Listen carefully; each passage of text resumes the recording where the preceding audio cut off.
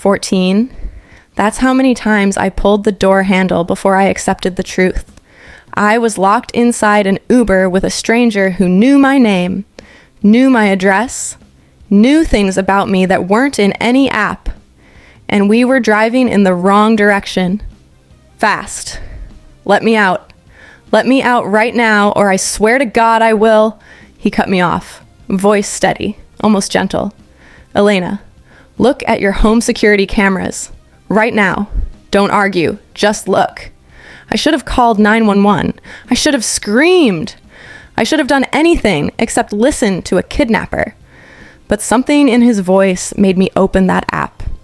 And what I saw on that screen, it saved my life. My name is Elena. 48 hours ago, I was a boring accountant who calculated risks for a living. Tonight, I'm a dead woman hiding in a city that thinks I'm ashes in a body bag. Funny how fast things change when you accidentally discover a $100 million murder conspiracy. If you've ever ignored a gut feeling and regretted it, hit subscribe right now, because I almost ignored mine, and I would have walked straight into my own grave. Let's rewind. Tuesday night, 1:47 a.m., Seattle. I had just finished a 12-hour shift staring at spreadsheets, eyes burning, brain melting, the kind of exhausted where you could fall asleep standing up. I worked as a night shift actuary. Fancy word for someone who calculates how likely you are to die and how much money the insurance company loses when you do. Morbid? Sure, but someone's got to do it. I called an Uber. Silver Camry pulled up. Driver's name was Silas, older guy, maybe late 50s, salt and pepper beard, hands gripping the wheel so tight his knuckles were white. He didn't say hi, didn't ask how my night was. He just stared at me through the rearview mirror like he was memorizing my face for a police sketch. Weird, but whatever. It's 2 a.m. Everyone's weird at 2 a.m. 14th Street? Blue house at the end? Yeah. That's me. I leaned my head against the window. Let the sound of the rain and the wipers pull me under. Just for a minute, just to rest my eyes. Big mistake. When I opened my eyes, we were on the highway. Wrong highway, wrong direction, wrong everything. My stomach dropped. Hey, you missed the turn. Nothing. He just accelerated. Silas, I'm talking to you. Pull over. Silence. I grabbed the door handle, locked, tried the window, disabled. Let me out of this car right now or I'm calling the police. That's when he spoke, and his voice wasn't threatening. It was terrified. Elena, please, look at your phone, not the dial pad, your home security app. Look at it right now. How do you know my name? The app doesn't show. Look at it. Something in his voice made me stop arguing. I opened the app, pulled up the camera over my front door. Black screen. Signal lost. I tried the back alley camera. Same thing. That's when Silas said the words that changed everything. 2 men in a black SUV have been parked outside your house since 8 p.m. Your cameras didn't malfunction, Elena. They were jammed. And those men aren't there to rob you. They're there to kill you. I didn't believe him. Why would I? Some random Uber driver tells you there's a hit squad at your house? That sounds like the plot of a bad movie, not real life. But here's the thing about gut feelings. They don't care if the situation sounds crazy. They just know. And my gut was screaming, "Who are you? How do you know any of this?" Silas finally looked at me. Actually looked at me. And I saw something in his eyes that terrified me more than the locked doors. Guilt. I was supposed to be driving the cleanup car tonight. After they were done with you, I was supposed to make your body disappear. My lungs stopped working, but I saw your file, saw your picture, and you look exactly like my daughter did. 20 years ago. Before they took her from me. His voice cracked. I've done a lot of terrible things, Elena, but I'm not doing this one. I'm not taking you to them. Wait. Let me make sure I'm hearing this correctly. You're a hitman who was hired to help murder me. But you changed your mind because I look like your dead daughter. That's the most insane thing I've ever heard. He didn't argue, just kept driving. Where are we going? Somewhere they can't find you. At least not tonight. Why should I trust you?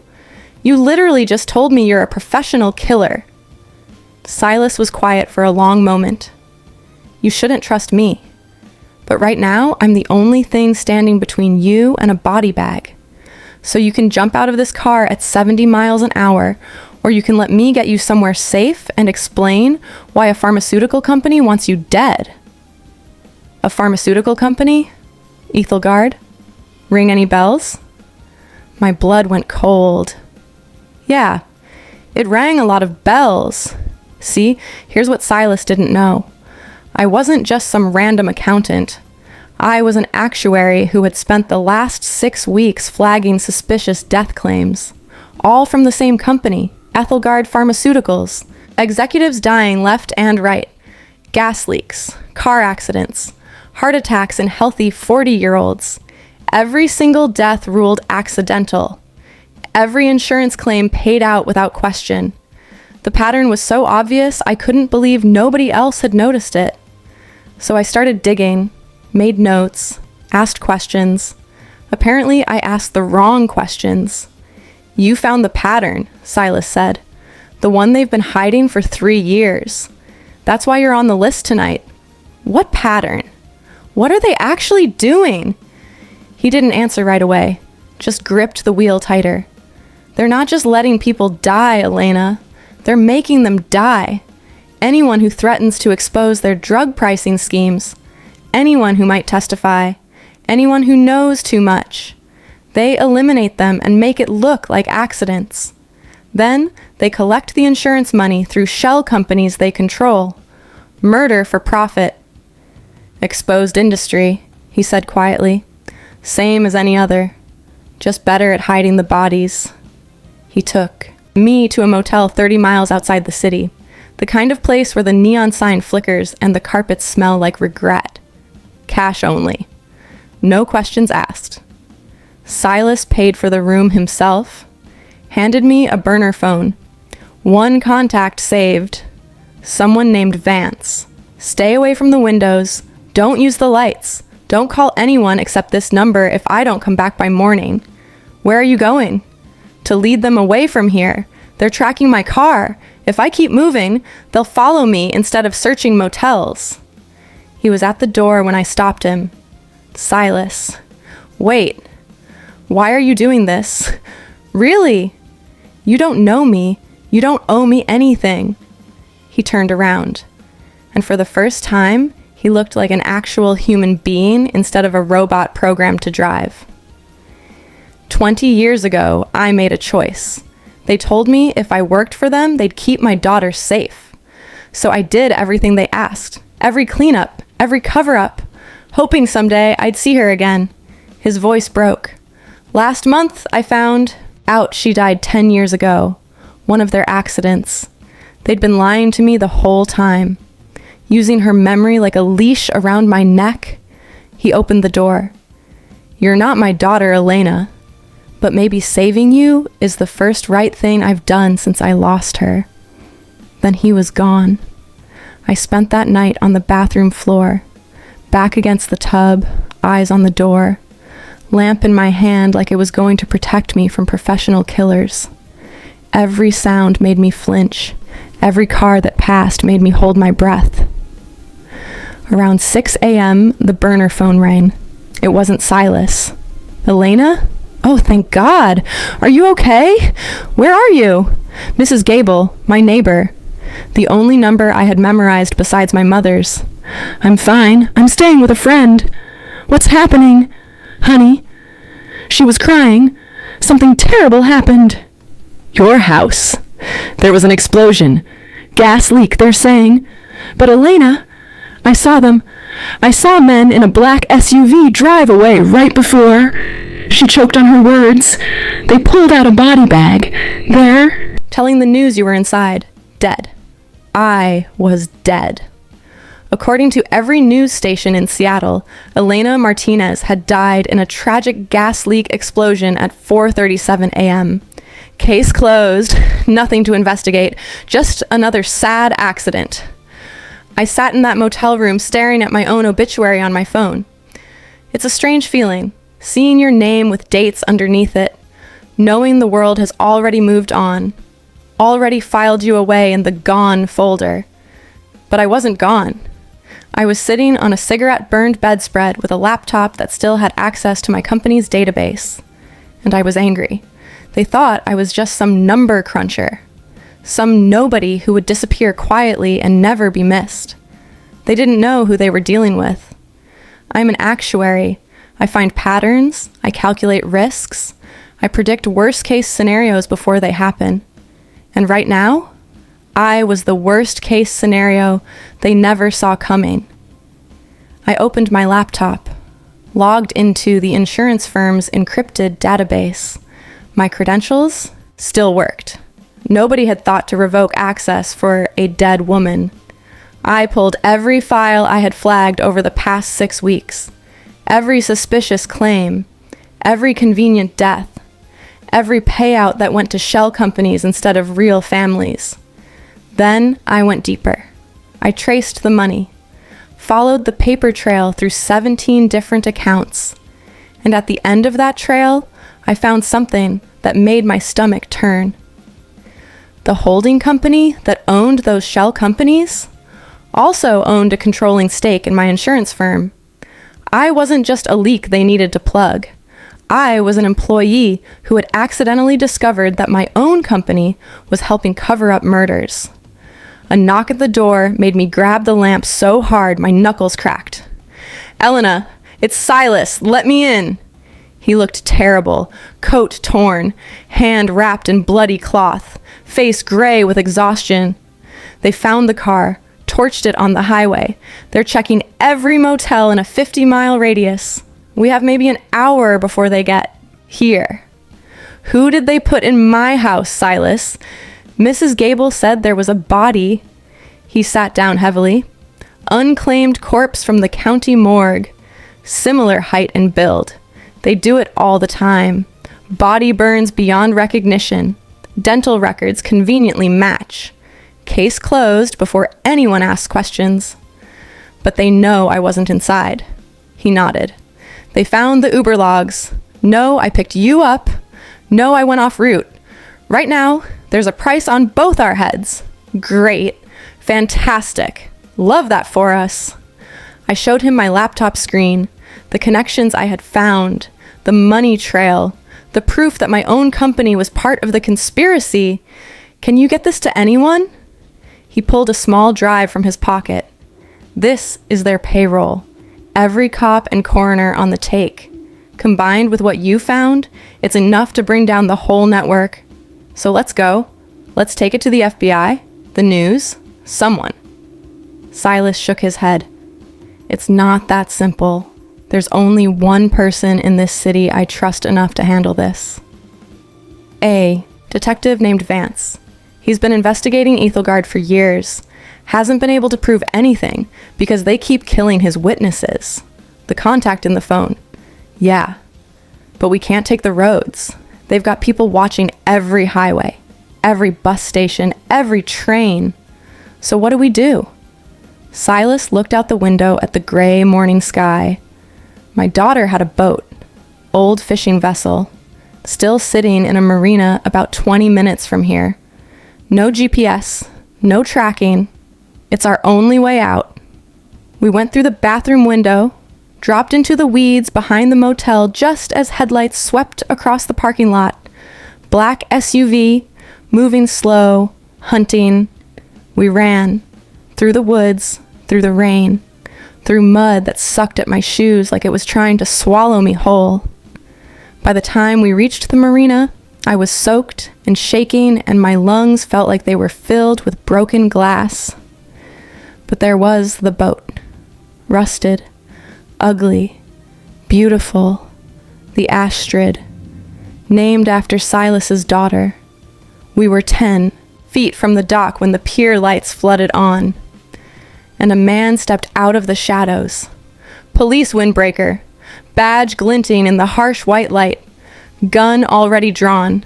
Silas. His voice echoed across the water. I thought we had a deal. Let me guess. Detective Vance? Silas stepped in front of me. His whole body went rigid. He's not here to help us, Elena. He's the one who's been signing the death certificates. Vance smiled. It wasn't a nice smile. You always were too sentimental, Silas. I told them you'd go soft eventually, warned them the day they brought you in. But did they listen? He raised his gun. Give me the drive! The girl is already dead on paper. Walk away now, and maybe I let you stay that way. Silas didn't move. I spent 20 years being your ghost, Vance. 20 years thinking I was protecting my daughter.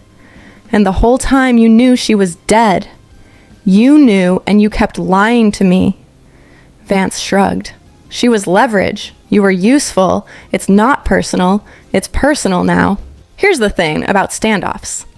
Everybody thinks they're decided by who has the bigger gun, who's stronger, who's faster. They're not. They're decided by who has better information, and I had information Vance didn't know about. The drive isn't on Silas. Both men turned to look at me. I held up my phone, screen glowing in the darkness. 10 minutes ago, I uploaded everything to a secure server. The Ethelgard patterns, the payroll records, the shell company connections, all of it. Set to auto-send to the FBI, the New York Times, and the SEC if I don't enter a code every hour. Vance's gun wavered. You're bluffing. Maybe. I tilted the phone so he could see the screen. Or maybe you're about to make the biggest mistake of your career. I was showing him a countdown timer on a grocery delivery app, but he didn't know that. In the dark, with adrenaline pumping, it looked exactly like a ticking bomb. You kill us, I said, and you guarantee your own prison sentence. You let us go, and maybe you have enough time to run. 3 seconds. That's how long Vance hesitated. 3 seconds of doubt. 3 seconds of calculation. 3 seconds of wondering if I was telling the truth. It was enough. Silas moved. Faster than a man his age should be able to move. He tackled Vance before the gun could swing back toward me. They crashed onto the wooden planks, wrestling, struggling. The gun went flying, skidded across the dock, disappeared into the black water. And in the distance, sirens, getting closer. I hadn't called the FBI.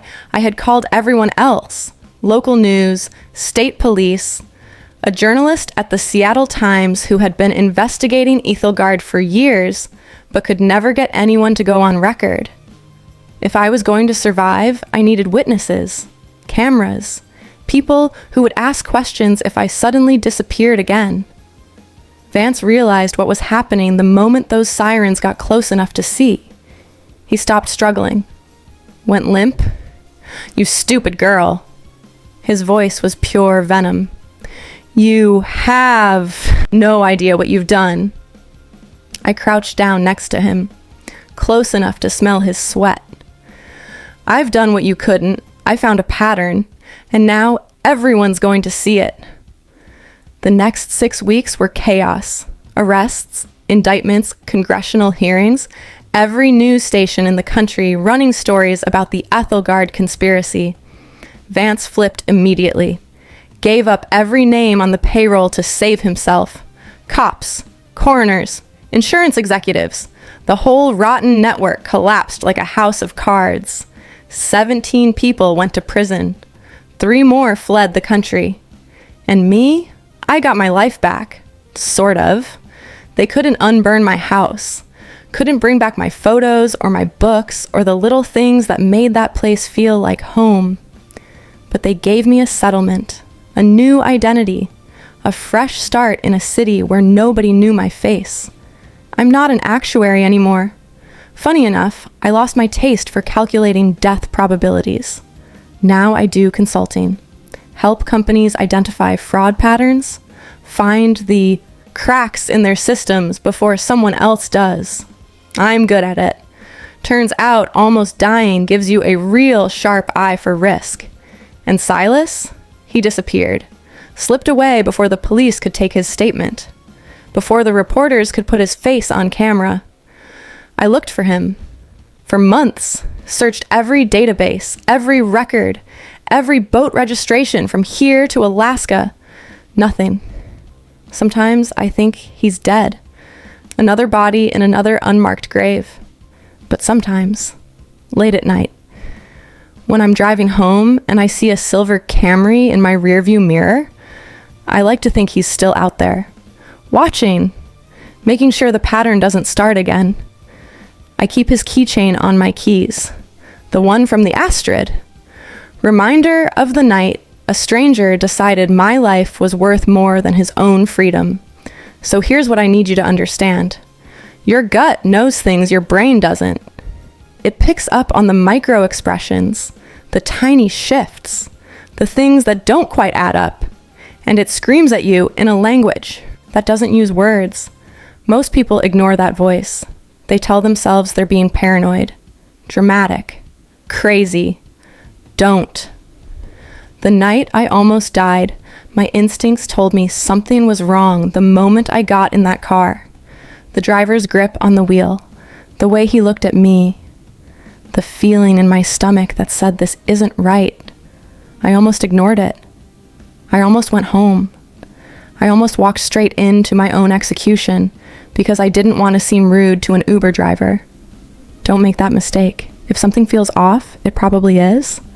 If a situation makes your skin crawl, leave.